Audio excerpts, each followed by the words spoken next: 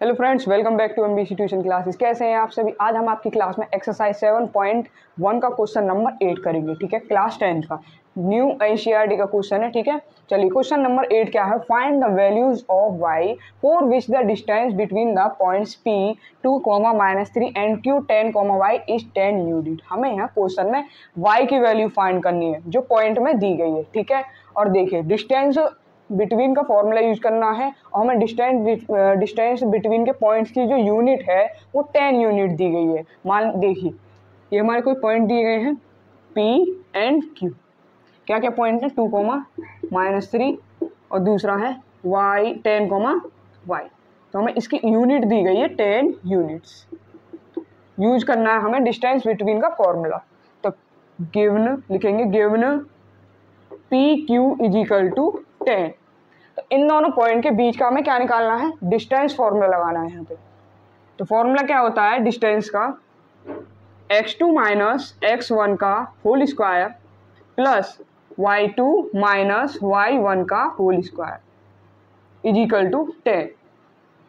अब देखिए पॉइंट क्या है P और Q लिख लेते हैं। P क्या है पॉइंट 2, -3 एंड Q 10, y। तो P पहले है इसके x1 y1 और Q बाद में x2 y2।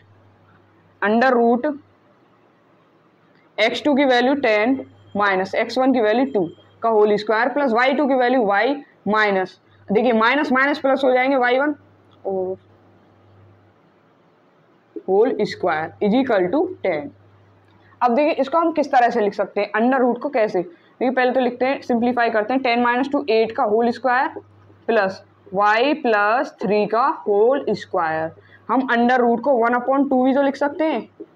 अब ये 1/2 इधर जाएगा तो 8 का स्क्वायर हो जाएगा 64 प्लस y प्लस 3 का whole square is equal to, जब इधर जाएगा तो 10 का स्क्वायर हो जाएगा। जब 1/2 इधर है, इधर जाने के बाद पावर कितनी हो जाएगी, 2 हो जाएगी। 1/2 कैंसिल होकर इधर अंडर रूट यहाँ कैंसिल होकर उधर स्क्वायर में हो जाएगा।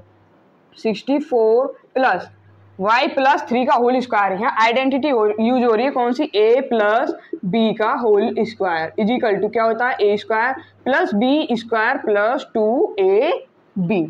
ठीक है, अब देखिए हम इसी को यूज करेंगे यहाँ। तो y का स्क्वायर प्लस 3 का whole square plus 2 × 3 × y is equal to 10 का स्क्वायर 100।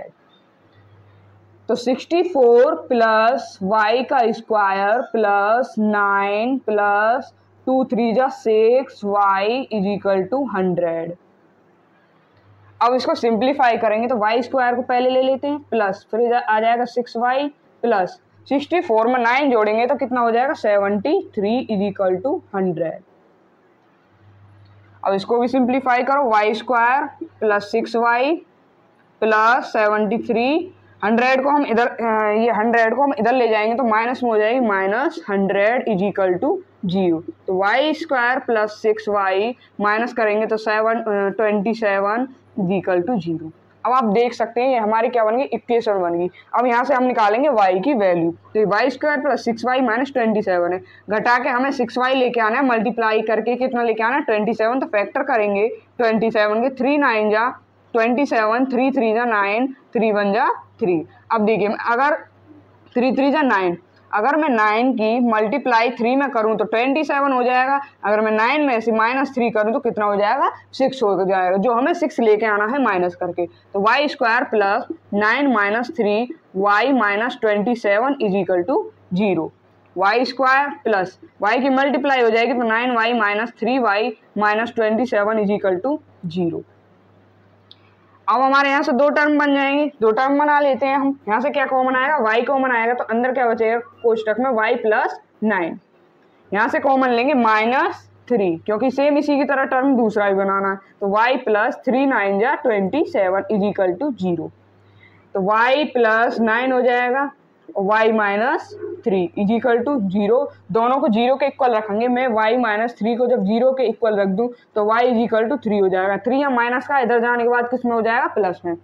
इसी तरह से y प्लस 9 को हम 0 के इक्वल रखेंगे तो y इज इक्वल टू -9 हो जाएगा। तो y की दो वैल्यू निकल के आई और इसमें लेंगे प्लस की वैल्यू। तो हमारे यहाँ से y की वैल्यू क्या निकल के आई, 3 या 9। क्वेश्चन नंबर 8 आपका कंप्लीट सॉल्व हो चुका है और सॉल्यूशन इसका निकल के आ चुका है। क्वेश्चन पसंद आया तो लाइक कीजिए, सब्सक्राइब कीजिए, अपने सभी दोस्तों के पास शेयर कीजिए और नेक्स्ट क्वेश्चन के लिए चैनल को सब्सक्राइब कीजिए।